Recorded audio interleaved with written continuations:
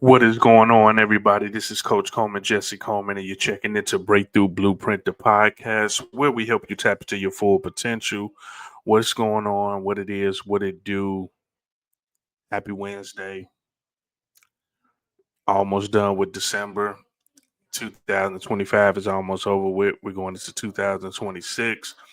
And I want to keep the theme going of, how we've been ramping up, getting leaving out of 2025, going into 2026. And one thing I want to touch on is a lot of people do it right. We have a theme for the year, or we have a saying for the year, whatever the case may be. And as you're getting ready for 2026, I want you to think about what is your word for the year, or what is your phrase, what is your saying. I know for me this year, it was different. This year it was called Condition for Success. That was like my phrase for the year. And going into 2026, I've really been struggling about what that phrase is going to be. And I decided like maybe I'm just going to use it as a word. And I'm still tweaking it up a little bit, yet I feel like for me, my word for the year for 2026 is going to be purposeful, right? Be purposeful about everything that I do. Be purposeful about my key relationships. Be purposeful about the conversations I'm having. Being purposeful about my gym routine. Be purposeful about my free time that I have. Just pretty much just being purposeful about everything that I'm doing, because at the end of the day, being purposeful frees up time for us. Being purposeful stops us from focusing on things that's just not important, right? Focusing on things that has nothing to do with what we're trying to accomplish, and it takes us away from doing the activities and showing up the way that we need to show up. And when you're trying to figure out your phrase or your word for the year, I want you to, really take a second to think about it. Don't rush into it. It doesn't have to be something that you have to have done ASAP. But as you're taking this time with your family, when you're taking this time of just winding down for the year, really think about what you want the word or the phrase for 2026 to be for you, and just stick to it. Here's the thing: once we make that word, we can't just let it just let it go. Like when you have your word or your phrase, your screensaver, write it down on a whiteboard, write it down on your, whatever it is that you have, that you can constantly have what's what your word is, so you can constantly see it visual. We have to constantly see it. Like we talk about writing your goals down every day. Like we talk about writing your affirmations or saying your affirmations every day. We need to constantly see it so we can constantly have that reminder of what it is we're doing, because we know where our focus where our energy goes, our focus, where our focus goes, our energy flows. You know what I'm saying? And we just want to stay consistent on what's important to us. So again, your word for the year, your phrase for the year, put it together, lock it in, and rock and roll with it. And if you want to share it with me, you can share it with me. You know, tag me on Instagram or on YouTube or Facebook, whatever the case may be. And I want to help hold you accountable to that. And again, hold me accountable to it. Everything I do, it has to be purposeful. There has to be a true, legit meaning behind what it is that I'm doing, and I want to stay committed to that. All right. Now, today's episode, this episode comes, this topic comes straight from a group chat that I am in with a bunch of amazing people from across the country.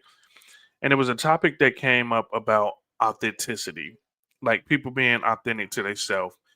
And at some point in our life, we came to a situation where we felt we couldn't be who we are. Like we felt we had to put a mask on. We felt that there was some changes that need to be made, or for us to act a certain way. And those situations can vary from person. It can be your upbringing. It can be, family members. It can be that you move from one location and you go to another location. It can be you are stepping into a new field. There was something that happened where we end up feeling like we needed to put on a mask or dim our light or become someone or something that just doesn't align with what we do. And I know a lot in the entrepreneurial space where when people want to get into a new arena, they want to get into a new rooms, they want to, build certain things. There's some point in time where you may have to do things a little bit different to get in there, and yet we can't stay living that life. And perfect example is up until recently in the real estate industry, it was you need to have on a suit and tie. And for you all who know me, the suit and tie thing is just not my thing, right? But at one point in my career, people told me, hey, you need to wear a suit and tie. Hey, I used to have earrings. Hey, you should take out your earrings. You should cut your beard. At one point, I had somebody say, hey, you should cut your beard. And here's what I realized about that whole cutting my beard situation when I did it. And I'm gonna say this, and it's just real. I'm gonna keep it real.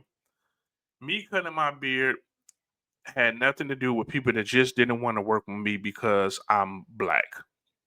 And I'm just gonna say it like that, right? Beard, no beard. Suit, no suit.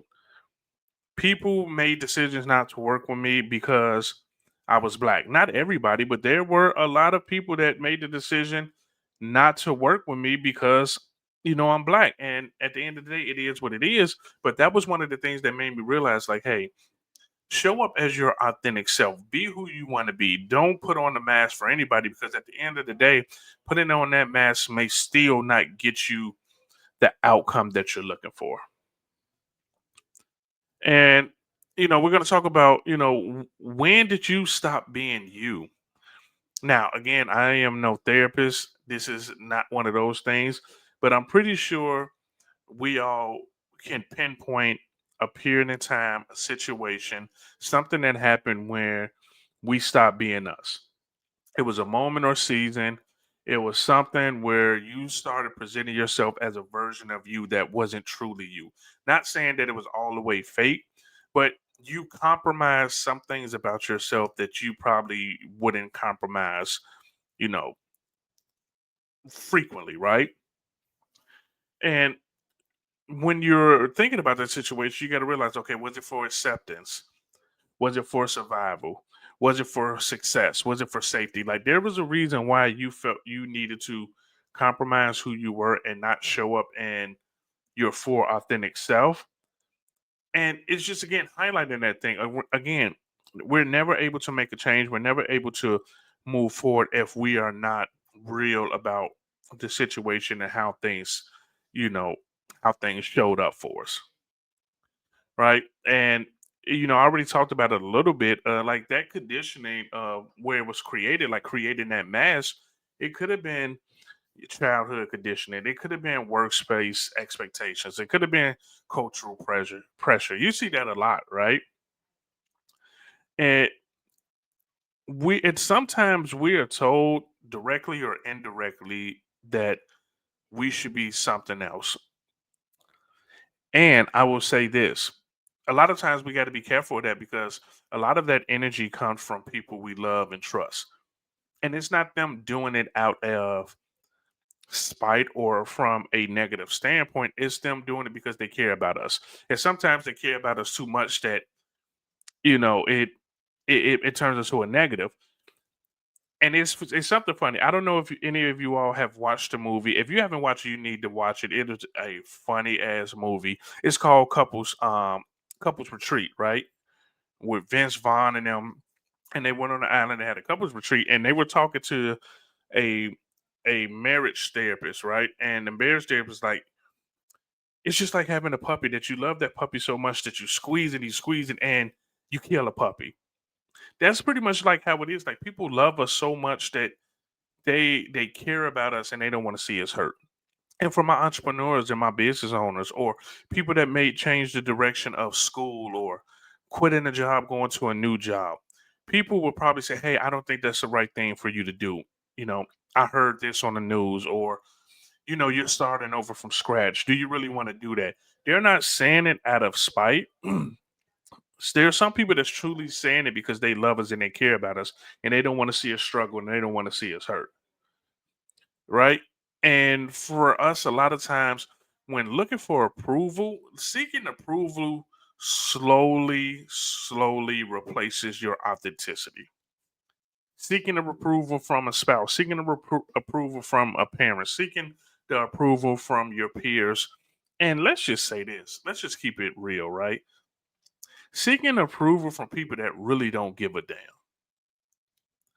right? You see people, buy certain things, do certain things because they want other people to look at them a certain way. And as we know, at the end of the day, these people will not even show up at your funeral. These people won't show up if you needed something because you had a situation that happened. These people don't show up. So why are we caring or worried about what these people have to say when things hit the fan, when shit go wrong? These people won't even be the people that's going to be there to help you in the process and help you along the way, right? And I did a little research, so I'm going to read a few things. So here's a few things that I looked at. They said the cost of not being authentic, right? The first one is emotional exhaustion. Emotional exhaustion of not showing up the way you want to show up, like constantly putting on that mask, putting on that ulterior face, of somebody that you're not, right? The second one is imposter syndrome. Now, the imposter syndrome is a multi-layered thing where it can come from a lot of different things. But one of the things is that is a cost of not being authentic. Where if you're not being your true authentic self and you're going to these rooms that you're fighting to get in, you're gonna feel a little bit of imposter syndrome. The third part is resentment. Now, this this is another one that has a lot of layers to it. It can be resentment for ourselves where we have that situation where we're down on ourselves, we're not feeling ourselves, we're frustrated with ourselves, we have that resentment, and then we end up having that resentment from the people that put certain expectations on us or the people that we're trying to please and we're trying to get approval from. So now we have resentment for them. So we have resentment for ourselves, and then we have resentment for the people that we're looking to put that front on for. Losing confidence in your own voice. Everybody was born with God given talent. Everybody was born with their own voice. They were amazing. You are a dope ass person. You start losing that when you constantly put on that mask or looking to be somebody you're not.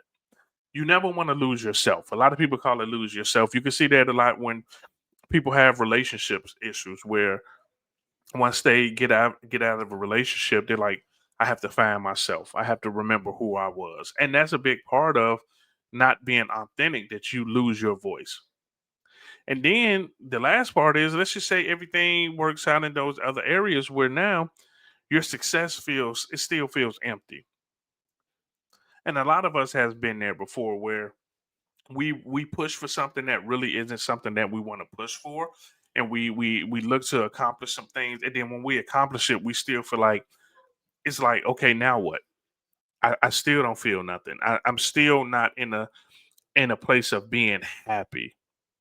A lot of times we put our happiness on people, places, things, and that comes a big part of us that we're still not happy, right? And here's a quote that I love around that is, you can win in life and still feel lost if you're not being yourself. Um, we see that a lot in the entertainment industry as a whole, or people that we consider as, famous, some people of stature, where you see a lot of people, unfortunately, you know, take their lives. And people are like, you have it all. Why? You have everything you want. Why would you do that? Whereas like people can have success, they can win, but they're still not their self. They have to put on the mask. You know how hard it is for a lot of these people that can't even go to the grocery store because there's somebody constantly in their face and somebody constantly bother them. They're not able to do those things that they always like to do because there's some extra situations going on. Like that plays a big part and take a toll on people, right? One part, two, another part of it is that people feel like if they're their authentic self, that it can be considered as reckless, or it can be considered as somebody that's not like, certain situations are not for you because you may show up as a different person, right? And being authentic doesn't mean you don't care about something. You're just being you. Like, everybody can operate in a situation being their self without having to be somebody else, right? The big part about being authentic is it means living in your own vision, your mission, your values, your truth, your identity. Showing up as you and believing in the things you believe in is so important in the success that we look to have. And there's a big difference of, between authenticity and attention seeking, right? If you're just seeking attention, you see a lot of people doing that. They just seek attention for other people, and they feel like, oh, well, I'm just being authentic. Like, no, there's a difference, and you have to differentiate what that difference is for yourself and say, no, this is just who I am. This is how I'm showing up. I'm showing up as me. And one thing I would say, and again, this is from a conversation that was in a group chat that I was in, is that a lot of people who have came to that realization of about their authentic self and being them, they say, man, my business is at a more bigger location because I showed up as myself, and the people that want to work with me because they want to work with me because of who I am. And at the end of the day, when you get to a certain age or you get to a certain point in your life, ladies and gentlemen, you don't want to waste your time and energy on people that's not in alignment with you, because there's more stress, there's more headache, it is more of a fucking problem dealing with people that don't align with you in any aspect of your life. And with knowing that, again, we talked about highlighting, okay, can we pinpoint a situation, a altercation, or a change of environment that caused us to start putting on that mask and not being our authentic self? And now it's take it to the point of, okay, now let's reconnect. Let's reconnect to ourselves. So here's some things that I kind of wrote down too. Is we have to set ourselves up to where we have to be real with ourselves, right? So the first part is, who was I before I had to feel like I had to perform, right? So who was that person? So again, if we can pinpoint the situation, who were you up until that point where you felt like you needed to change who you were, right? Who were you? Were you a nerd? Like again, people know I am a nerd. If you're watching on YouTube, I got my Disney hat on. I consider myself a Disney dad, right? I love all things zombies and Marvel, right? I'm a Harry Potter fan. Like that's just who I am, right? What part of me did I hide or soften? So there's going to be parts of you that you had or you soften, and it could be that you're outspoken. There's some people that are outspoken that kind of dim themselves because people take that the wrong way. People feel like, hey, you don't have a filter. You say whatever you want to say. There's a difference between somebody that doesn't have a filter and they're just talking shit, as opposed to somebody that's just not going to let things slide and they're going to share their opinion on things, right? And what we got to do is we got to recognize what still feels natural versus what feels forced.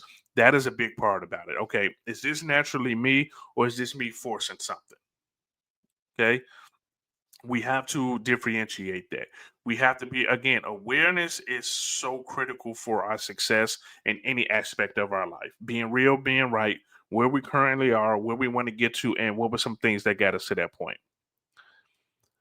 And from the business part of things or the leadership side of things, one thing I've learned and I've dealt with is that people connect with you more when you're real and not perfect. I see that a lot. Like when I go to teach classes and somebody will pull me to the side during lunch or after class and say, man, I appreciate your authenticity.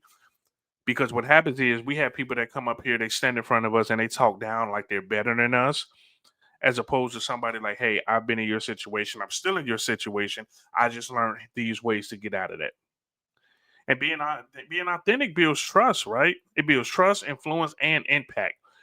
When I can connect with somebody that's speaking, I know, okay, I want to listen to what they say because I can connect with that.